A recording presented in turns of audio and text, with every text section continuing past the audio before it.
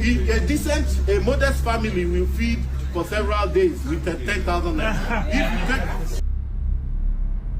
For me, even though he had touched a lot of the parts I wanted to ask, but I'll just take two of us. First, when you talk about, for a person like you, an economist, when you talk about the mindset, I get worried because I feel like you are now beginning to spiritualize the issues in Nigeria. When you say mindset, because it's not actually supposed to be a mindset, it's a reality.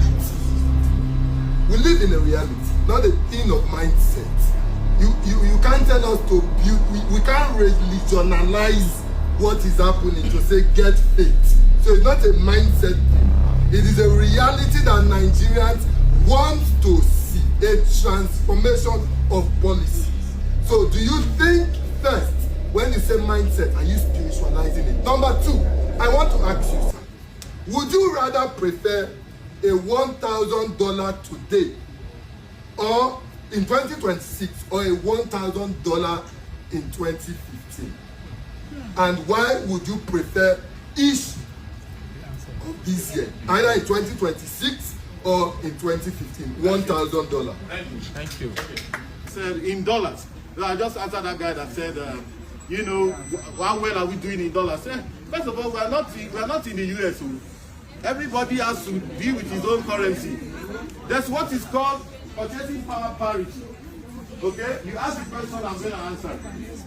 That's what is called purchasing power parity.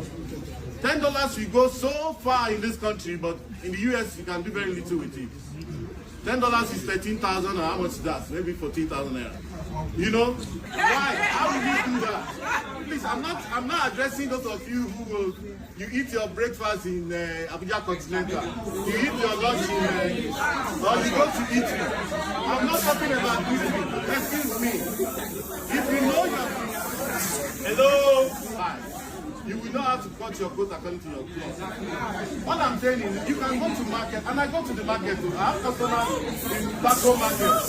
I have customers in Utaku Market. I have customers in Wuse Market. I like shopping. I like going into the market. I test things. Okay? You can buy food stuff which you cook at home. With that, and cut your clothes according to your size. That's what I'm saying. But I know things are expensive. More expensive than they were. More expensive than they were before. But please, I think what we should say is this.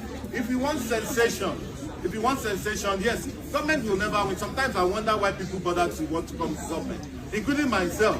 You know, because it's a no-win-win, it's a no-win thing. Government will never be able to satisfy everybody.